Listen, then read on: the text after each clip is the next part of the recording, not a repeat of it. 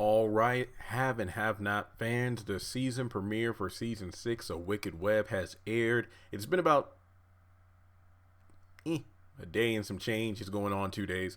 But yeah, episode review is like a day late. I'll get to that towards the end of the video why it's late. Because I know it's like, look, you waited this long for it. You don't want like a 3-minute explanation.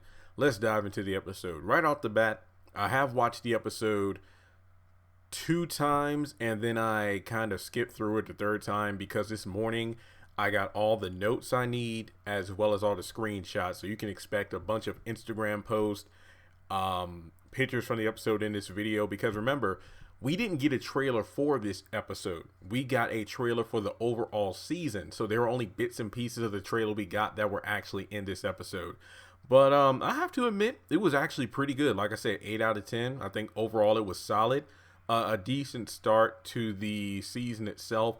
Some people have sent me messages saying it was a boring episode, it sucked. But I did see a good amount of people saying 8 out of 10, just like I was thinking. But I'm not going to lie. I think we can all agree that the weakest and most annoying bits were the Justin Jeffrey stuff. And before getting into the overall video in terms of my thoughts on the actual episode, if you're wanting to say, well, Jeremy, I know you're probably happy, you probably let out a sigh of relief because Jeffrey sent Madison the address, then Madison, after, juggling the idea about whether or not to tell David, eventually did, and then David comes over to help his son. So you should be happy that Jeffrey's finally acting smart. No, I'm really indifferent to it. I'm not going to congratulate Jeffrey on doing something that he should have done a long time ago. And to be honest, he shouldn't have even went over there in the first place. So to actually have him over there, and I think it was like after Justin said he would start dinner, then Jeffrey kind of, bent over on the floor in order to pick up the glass from the wine bottle. It's kind of like he looked up at the collage of himself on the wall, and then it's like, yo, this motherfucker crazy. So I'm going to, text Madison the address to, know for safety measures. So I will say this much. Madison knew that, if I tell Jeffrey's going to be pissed off, and to be fair, he did still have 2 strikes left because Jeffrey was like, that was strike 1. So he still has strike 2 and 3. So even if he did tell without Jeffrey wanting him to tell, then he would have still had 1 more strike. But I will say this much. I do think Jeffrey was maybe looking for help because he would, I'm just saying, Jeffrey being Jeffrey, I don't think he would have sent Madison the address unless he was counting on Madison to either come himself or send backup. That's my thought process on that. So, you know what? Let's just talk about the Justin stuff first. Annoying as hell. Basically, Jeffrey's calming him down, trying not to let him harm himself, and then yada, yada, yada. I love you. Your dad did this to me. Blah, blah, blah. I know I'm skipping through it, but literally, what did they say of importance? I will say that the address 5875 Spanish Moss Trail, which I do believe is an episode title, Spanish Moss Trail, Madison intercepts an anonymous phone call to the hospital. I think that's like episode 3 or something like that. But basically, Justin is refusing to, get therapy. I mean, this is interesting because if you go back to like sometime in like 2018, I believe, Justin told Jeffrey that, hey, I have been going to anger management classes. Okay. Oh yeah, I do know that was 2018 because in terms of the timeline, I think Justin saying that he went to anger management kind of lined up to the episode of The Pains where Kendrick was going to anger management as well. So it's like after going to a couple of classes, it's like, yeah, I'm okay now. Let's get together. No, man, no. So now it seems like he doesn't even give a damn about that. So I think it's safe to assume Justin has not been going to any therapy or anger management, which kind of doesn't make sense because remember, he's on suspension from his job, signed the paperwork, divorced his wife, mother disowned him. He doesn't have the rights to see his kid anymore. So he literally has nothing else to do but, go to therapy, but instead decides to creepily stalk Jeffrey. So basically, Jeffrey is trying to calm him down. Justin doesn't really care about it. And it's like, hey, fine, we can start with dinner. Stay with me. We can start with dinner. And then he's like, what, do you need me to feed you? Tyler Perry, I literally do not know why you just up this dude's creepy meter so high. It makes no sense. So we'll kind of put a, a pin in Justin because really we don't need to revisit these two until later in the episode when David shows up. But the episode opens with Derek and Hannah. So guys, I think it is very safe to assume that Derek is the guy. I don't think there's any need to speculate about anymore. The guy with the lion tattoo, that's him. He's Candace's father. Even though later on in the episode when Hannah's calling Catherine to tell what happened, Catherine was like, "Are you sure?" And I mean, that one statement alone does raise suspicion. But guys, I do think it is safe to say that, you know what, I think Derek is the guy. No need of going into speculation. I think that with the haves and the have-nots, it's the lion tattoo, who's the daddy, and then with if loving you is wrong, who's the baby daddy of Alex's kid. Let's just say, you know what, it is Derek. Really no need to speculate, unless Jeffrey Owens' character, whenever he comes to the show, is the guy. Okay, so let's just say Derek is the guy. The backstory: I was 19. I was so high that night. I raped you. I didn't know it was you. I didn't remember you. Not to mention, I didn't even remember raping anyone. But I'm guessing, when he came down from his high, he got arrested, for armed robbery in a liquor store. That same night, he raped Hannah in order to get money for some more drugs. And he wanted to apologize for raping whoever it was, ever since that day. And he asked for forgiveness. There's kind of some holes in that theory because, excuse me, I actually got a back scratcher from Amazon. One of the best investments ever. Got a nice place under my shoulder. Okay, I'm good. Now, and I'm going to do, yes, I will be doing a video going over this entire backstory. I do find it a bit confusing because I think one of my favorite videos, I think this video did pretty decently. It was the one I said, was Derek dealing to Hannah's aunt? It was a theory that wasn't even mine. Basically, the theory was, do you think that Derek was a drug dealer and he was the one that was supplying Hannah's auntie with some drugs? And then because of that, maybe the auntie couldn't pay it back. And then Derek was sent to go after her. And then, that's how he got to the house and raped Hannah. Because that's the problem with it. Because Hannah said, I was walking down the street. This guy just blocks the pathway. And he's like, "Hey there, sweet thing. You need some help?" And she was like, "No." And then she just kept on walking. And the guy stood there. She kept walking. He just stood there. And then she looked behind and he was trying to catch up with her. Then she started running. And then, crouched in the corner of the porch of the house because she couldn't find her key and her aunt wasn't home. And then she saw the man running down the street. 3 hours later, the auntie came home, went in the house. She said she thought she locked all the doors. Next thing you know, he's on top of her. Again, some things don't make sense, but that's his own video. Benny comes in, and for the first time, I'm actually glad that Benny kind of broke things up because Derek was asked to leave by Hannah, and thankfully, nothing was said, so he got to leave. And Hannah's like, if I'm not mistaken, doesn't she say we're going to give the money, and look, in the morning, we're going to go to the bank, we're just going to send this money back. What about the interest money? No, we're not going to keep any of it, and then that's that. So basically, Benny's screwed when it comes to the Malones, even though he should have just withdrawn that money a long time ago, but whatever. So in any case, moving on, and I'm kind of skipping around, folks, so some things aren't going to be in order. RK's over at Veronica's house, which doesn't... How long was Veronica sitting in her house? Because if you remember, at the pool, remember in the last episode, Out of Time, didn't David leave Veronica at the pool? Because he said, I have to go get my bandages changed. So he gets in before he even gets in the car, he's yelling over his phone to Jim about Veronica being a bitch. And, I want to go in there and kill her right now. She does one more thing, Jim, I'm going to lose it. And then he gets in his vehicle and drives off. And then at the end of the scene, we actually see Veronica getting up and then walking from the pool into the house. RK wasn't there unless he just randomly was hiding in the bushes and walked into the house when David pulled off, because that didn't make any damn sense. So basically, long story short, hey, I don't have the jewelry. Pawn shop already sold it. Veronica calls, to claim there's a burglary until RK goes down on her, and then she cancels the call. So it's kind of interesting how you want to keep David in check, saying you want to get back together, and he's a hypocrite and a liar, yet you're still messing around with these young guys. So I'm guessing David might actually go over to Veronica's house, and then that's the reason he's throwing RK around in the trailer we got a couple weeks ago. That's just my guess there.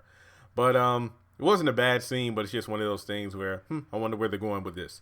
Let's see. After that, yeah, I already talked about the Hannah and Catherine scene. Very interesting. The fact that Catherine did say that, hey, I did know he was in jail for armed robbery, but not for rape. So I'm at least glad they kind of talked about that right then and there. It's like, look, I don't want to see him again.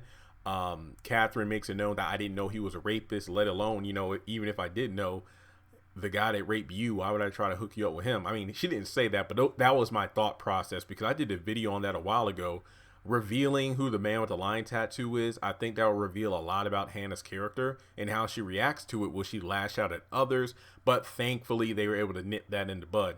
So basically, Catherine calls Derek, leaves a voicemail like, look, this is Catherine Cryer. Call me back as soon as you get this. And I'm like, oh, shit.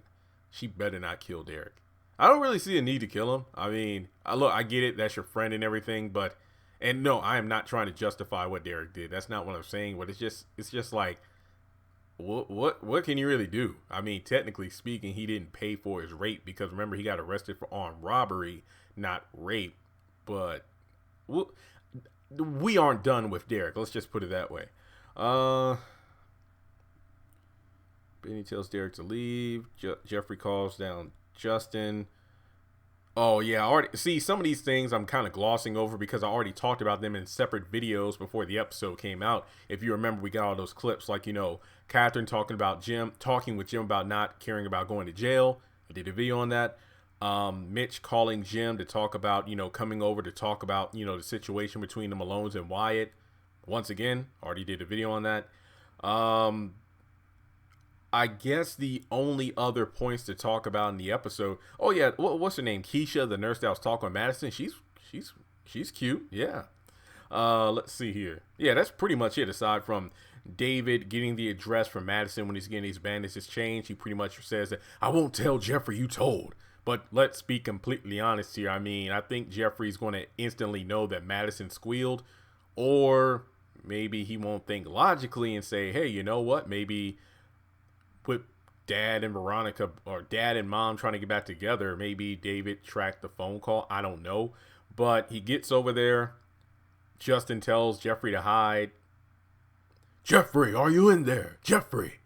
And then Justin points a gun at David's head. I'm like, oh shit, this is getting real. Okay.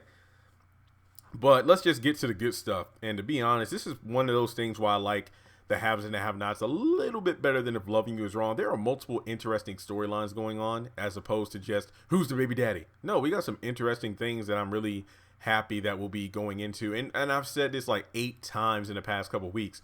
You know good and well I was against this whole Candace and Charles things from the beginning. I thought it was a ridiculous plot point for Tyler Perry to introduce.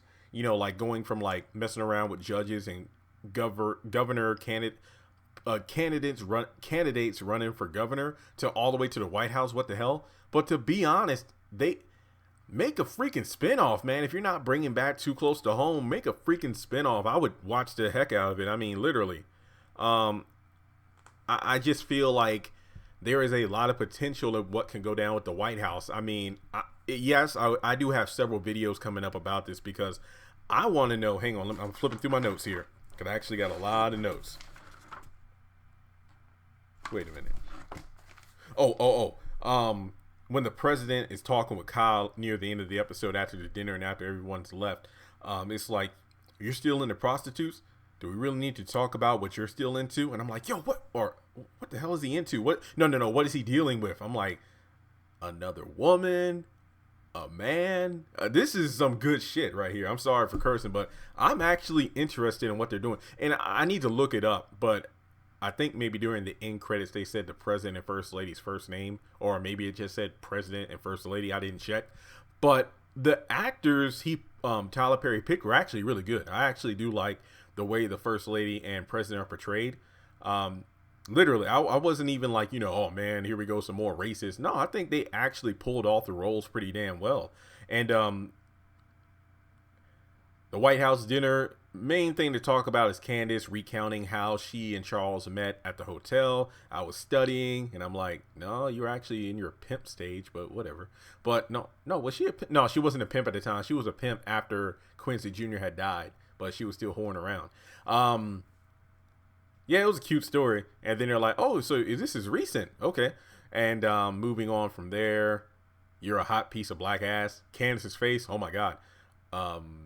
Candace goes to the restroom, hears those women talking bad about her, and then you go back to when Charles and the First Lady, Charles is confronted by the President and First Lady. Once again, already did a video on that, talking about how you're a snot-nosed punk. We didn't want you to win. It's only by dumb luck. We're ready to take you down, my party and I. And I'm just like, well, damn. And then Landon comes up, is like, sir, is everything okay? No, let's get the hell out of here. Then Candace, same thing. They kind of talk about what was going on in the car, but really, you know, just a situation of, did I embarrass you? That's not the case. And once again, I got those Oscar vibes when she was like, you ever did it in the back of a presidential car? I forgot what she said. But I was just like, no, this is like when her and Oscar were in the Mile High Club on his private plane. I'm like, no, this is a trick. But to be completely honest, I mean, even the president and Kyle were like, I think he really likes her. It's kind of like, well, you know what? I think that Charles isn't working against Candace. I think that in the trailers we have where Candace is being taken away by Secret Service and all, I am willing to bet that there are enough people in Charles's ear who say that if you don't get rid of this whore, then it's over for you. I think that that's probably going to happen, as opposed to Charles wanting to get rid of Candace. But once again, I got to think about it. That's one of the reasons I've waited before doing this video. There is a lot of things that Tyler Perry has thrown our way, but I'm happy about it. It's just like I got to think about it a lot harder before I do more videos. But with that being said, let's see. Yeah, Kyle is pretty much, going to be working from the shadows. And remember, he sent Scott to Savannah to get dirt on Candace. So that's going to be coming up again soon. And yeah, I do like the dynamic. And once again, I really do feel like, is the show really ending after season 7? Because just the plot point of the White House working against Charles and Candace, it doesn't seem like something that could be done in one season based off the pace at which Tyler Perry writes this stuff. So, this is giving me hope for that season 8 or a spinoff series. Just my 2 cents there. And looking at the notes, I do believe that is everything. So, with that being said, 8 out of 10 for Wicked Web. I think it was a strong start to the season. It really has me hyped for what's to come. But this is the part of the video where the episode review itself is done. Now just talking about some few, why this video was late, what videos I have on tap. So before moving in even further, I have to say a big thank you, because yesterday when I was at the car dealership getting my car looked at, excuse me, voice going out, I was checking my numbers. 25, literally magically, it was 25 followers from 6,000 on Instagram, 25 subscribers from 77,000 on YouTube. We hit that milestone before midnight last night, which is awesome. So thank you all for that. 3,000 away from 80,000 here on YouTube. So that's going to be a huge milestone in itself. I mean, if you haven't done so already, hit that subscribe button. Literally, it is amazing to see how far the channel has been growing at this rate since the show came back. And I'm so glad that there's a lot of material to cover. So once again, at this point, the review is over, but here are some announcements. Also, social media, like literally, don't forget I have a have and have not Facebook page group, meaning that you want to talk with other people aside from just the comment section, because for obvious reasons, I post like a bunch of videos at once. And then I'm also doing a lot of other things, so I don't have time to comment on people's comments like I want to. So go to the Facebook group. That way you and other fans can post pictures and video clips of the shows and talk and whatnot. And then, of course, have the Facebook page and Twitter where you can tweet me, and, of course, Instagram and everything else. But with that being said, I'm excited for this season because we actually got a bunch of things to talk about. So, of course, I have the Ambitions trailer dropped. I did see the trailer. I will be doing a breakdown of that. Not like an effective scene by scene breakdown, because I don't really know the show yet. It was announced and it's coming next month. First impressions of it looks interesting, but from a standpoint as a male doing these kind of videos, it's like, great. Yet another drama series of a black woman who is conniving and threatening to lie, steal, chill, and kill in order to get power. I haven't talked about this enough. I don't know. I was in a mood Tuesday. I think I mentioned that in the video. Like, my mood was just off.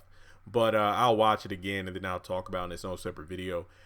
Technically speaking, I'm going to be doing 2 trailer breakdown videos. Now, the next episode is called Dessert. Now, I'm only doing the trailer breakdown for the scenes we got at the ending of A Wicked Web. So like the last 30 seconds of the episode, I'm going to use that to talk about as the trailer.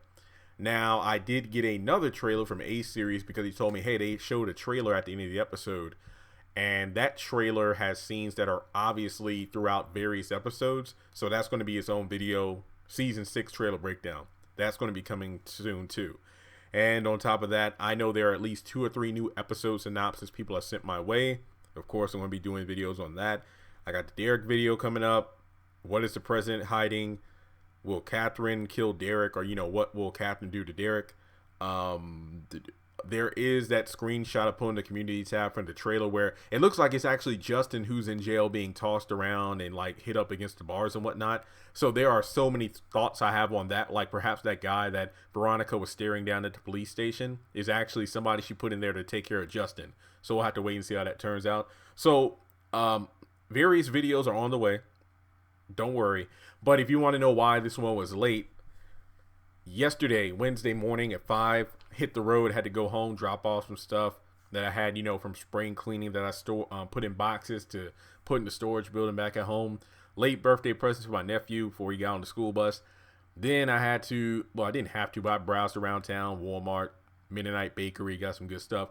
Went to get my car looked at the dealership because I think I mentioned this in my last video that it was having some problems cranking up. I thought it was the oil or the battery. Turns out I need a new starter. So I'm like, okay, how much does that cost? Well, it will take 3 hours to put in. I'm like, well, I mean, that's not that bad. I don't have anything else to do.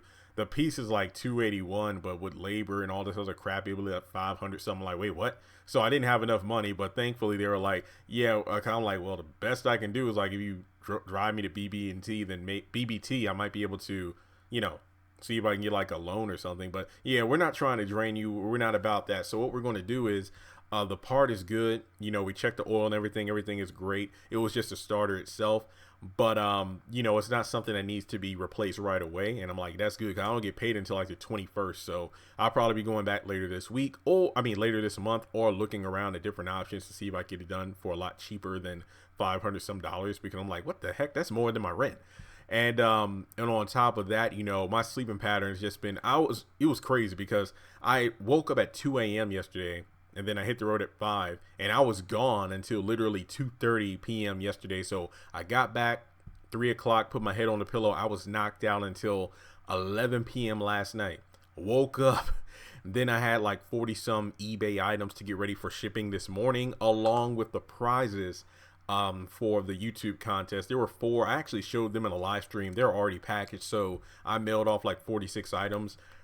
But before I went out to the post office, because it didn't open until 8:30 this morning, I rewatched the episode. In my rewatch, I skimmed through it. I got the notes I needed. I got all the screenshots.